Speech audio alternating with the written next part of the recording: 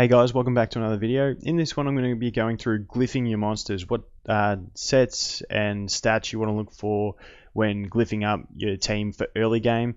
I'm only going to go through early game in this video, so I'm not going to cover things like the meditation glyphs and all that sort of stuff. They're fantastic glyphs, but early game you're looking more at the early vitality glyphs and then the glyphs you get through the Wrath dungeon. So I'll cover that sort of thing. So the first thing I want to look at is early game. You start farming scenarios. I just recommend getting full sets of vitality. Vitality is just a good glyph. It gives you HP. HP's never hurt. So, and the other great thing about them, it's very easy to get better vitality glyphs than anything else because the floating island is much easier to farm on nightmare mode than any of the other scenarios. Before I get too far into it, I just want to mention that if you're still not sure about the basics of glyphs, I have done a basic glyph video that I'll leave in the description. So when we look at these glyphs, the vitality glyphs, so if that's where you're going with early game, fine, and this next bit will apply throughout the whole progression of early game into your Wrath glyphs as well. And that's what stats you want to be looking at putting on the 6 glyphs. For me, I always look at, on basically every monster, I try and get speed on the top 2 glyphs. Speed's very important, lets you support monsters heal more often or land their debuffs more often, and your poisoners deal their poisons more often. So speed is always going to be my option on the top 2. So we'll leave the top 2 out for the rest of this. I've done a video on whether you want percentage or flat stat glyphs. I'll leave that in the description as well. So once you work out what your monster wants, whether it's percentage or flat for HP and defense, I'm going to make a little table here to make it easy for people. You can take a screenshot or whatever, just so you know, depending on what your monster's priorities are on those 2 stats, where you want to put the stats, because for instance, the middle 2 glyphs, you can't get defense percent. So there'll be an optimal way to use your glyphs to get those preferred stats. So if we're looking at a monster that wants flat defense and flat HP, then they'll want to be the middle 2 glyphs will be the flat defense, and the bottom 2 glyphs will be flat HP. If you're looking at a monster that wants flat defense and HP percent, you'll want flat defense in the middle 2 again and HP percent on the bottom 2, because you can't get that flat defense on the bottom 2 glyphs. If we were looking at a monster that wants defense percent and HP flat, then they'll want the HP flat on the middle 2 and defense percent on the bottom 2, because you can't get the defense percent in the middle 2. And then finally, if we're looking at a monster that wants defense percent and HP percent, they'll want HP percent in the middle 2 and defense percent on the bottom 2. Once again, because you can't get that defense percent in the middle 2 glyphs. So that's the optimal stats. The next thing I want to look into is what sets you use once you move into the Wrath dungeon.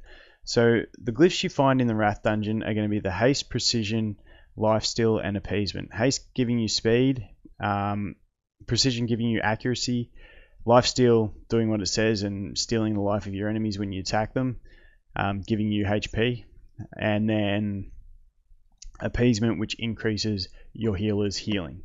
So appeasement I'll cover first because it's an easy one. It increases healing, so you put it on your healers. Healers also like haste, and for instance this water nymph has a blind, so doesn't mind precision either, but I kind of like putting appeasement on them, even though it's not a massive increase to your healing.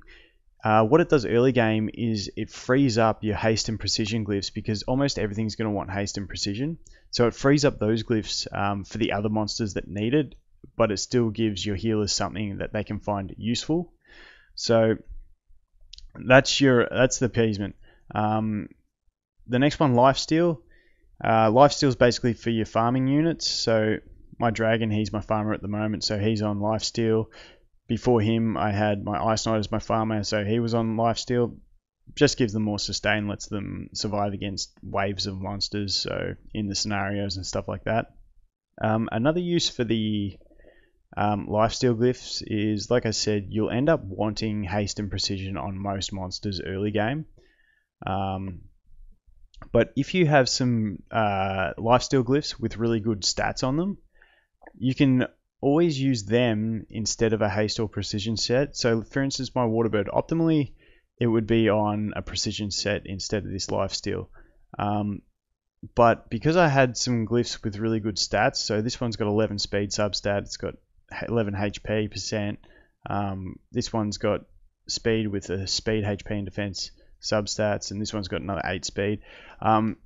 Basically they're good stats that the bird wants, so I just use them to utilize those stats. But the other thing is, if you are going to use the lifesteal glyphs on your other monsters that would prefer other things, try and put it on the ones with an AoE attack, because then they'll get more healing out of it because they're hitting more monsters with that attack. So that's why I put these on my Water Arcane Bird, and the other one I did was my Earth Felicor. Optimally, he would rather be on double precision or haste precision, but I had good stats on those lifesteal glyphs, and he's got the AoE attack, so it gives him a little bit more sustain. So it's not a wasted set, it's just using what you have to the best that you can. And then the final two we'll look at is those ones that I've been talking about, the haste and precision. So haste is very good on almost any monster in the game. Speed is fantastic, it lets you move more often, like I said, land your debuffs, do anything you want to do. And then precision is great on anything that has a debuff. So your Water Arcane Bird with the attack break, the speed slow, your Poisoner landing the poisons, even this Unicorn with the block beneficial effects, and mine has an attack bar reduction on the first skill. Anything that has a debuff, anything that puts a negative effect on your opponent, you want to have a precision set on it, just to give it a better chance of landing those debuffs. And that pretty much covers the sets you want to use and the stats.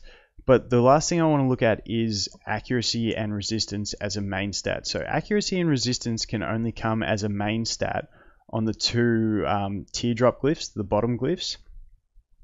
And I'm not a big fan of them, because if we look at what they actually give, a maxed out purple, I'm just going to use accuracy as an example now, but resistance and accuracy are both the same. Maxed out purple gives you 23%. So whereas a maxed out HP percent purple glyph gives you 59%. I know people aren't going to be on purple straight away, but it scales relative to what color your glyphs are.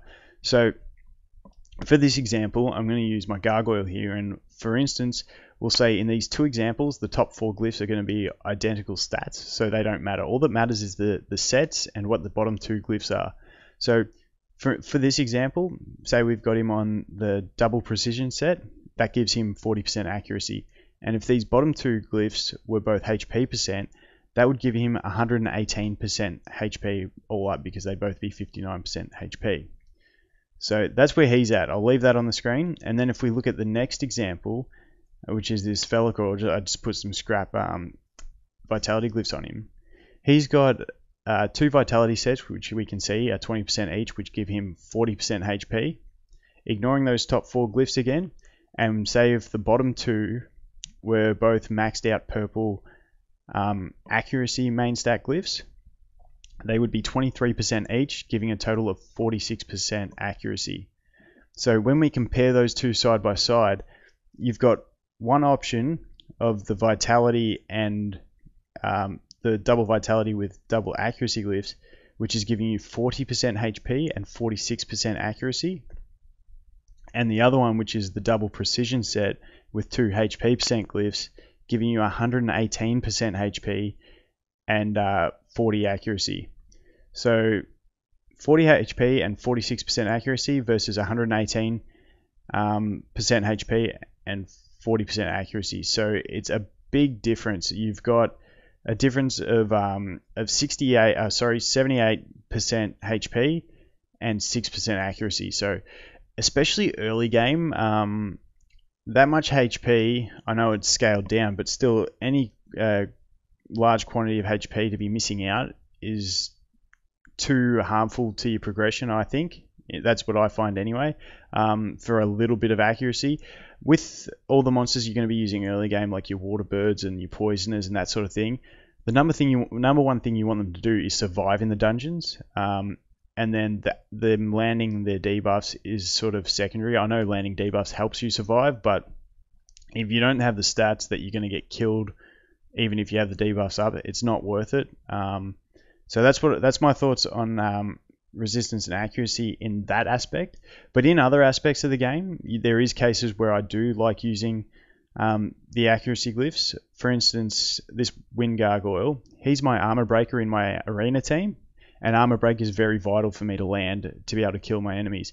So I've got an accuracy glyph on him here. Even though he's already on double precision sets, the most important thing for him is not his damage, is not his HP, it's his accuracy. I just want to land those effects. So I've put the double precision and an accuracy glyph to get him to 107 accuracy. Just because, like I said, accuracy is the most important thing on him, so it takes precedence over anything else. Another monster that I've applied that same idea to is this Wind Basilisk. Basically in TOT boss stage, I use him basically if I can get him to attack the boss and land this effect every time, then the boss doesn't get to attack. So his tankiness doesn't matter as much. So the most important thing for him is to have crit rate, because his passive requires critting, but accuracy, so that he keeps stealing that boss's attack bar and doesn't give him a chance to take a turn. So that's why I've also got on him an accuracy glyphs. So there is situations where I would use the accuracy as the main stat, and that's when landing a debuff is the most important job of that monster, not the survival, not the damage. But yeah, that's just my general thoughts on that. You may like using the accuracy, but for me, it's just too much tank stats to lose early game through your progression teams. But yeah, that's about it for this video, guys. I hope it helped you choosing your glyphs early game and stuff like that. And I'll look forward to seeing you guys in the next one. Cheers.